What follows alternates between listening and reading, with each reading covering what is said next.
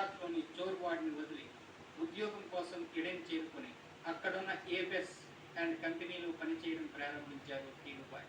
9 ఏళ్ల తర్వాత మాతృదేశానికి తిరిగి వచ్చి ముంబైలో రిలయన్స్ కమర్షియల్ కార్పొరేషన్ను ప్రారంభించారు.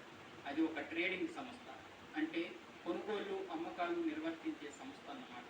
వంట దినుసులతో మొదలైన ట్రేడింగ్ వ్యాపారం క్రమంగా యార్న దాకా విస్తరించింది. యార్న్ అంటే నేత దారాలు. అక్కడి నుంచి ఎదిగి 1966లో తమ సొంత బట్టల ఉత్పత్తి మిల్లును స్థాపించారు. అహ్మదాబాద్కు చెందిన నరోడా ప్రాంతం అంచెలంచెలుగా ఎదుగుతూ తమ సొంత ఉత్పాదనలను మొదలుపెట్టారు.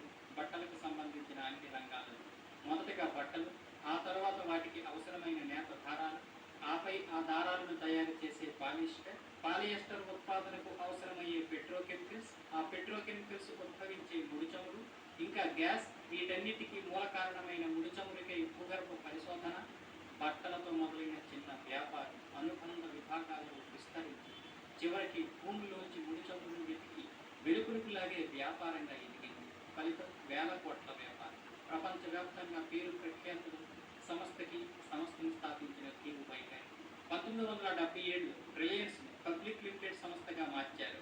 ఈ మార్పు దేశంలోని మరో గొప్ప మార్పుకి నాంది పలికింది. కొన్ని సంస్థలను కొంతమంది ధనవంతులకు మాత్రమే అందుబాటులో ఉన్న స్టాక్ మార్కెట్ రిలయన్స్ రంగ ప్రవేశంతో ఒక్కసారిగా మధ్యతరగతి వారికి చేరువైంది. ధీరుభాయ్ మధ్యతరగతి వారిలో మొదటిసారిగా ఒక నమ్మకాన్ని, విశ్వాసాన్ని కలగజేశాడు. స్టాక్ మార్కెట్లో మధ్యతరగతి వారు కూడా పెట్టుబడులు పెట్టి లాభాలు పొందవచ్చని. ఎలా అంటే రిలయన్స్ షేర్స్ ప్రశాంత్ పూర్తి పేరు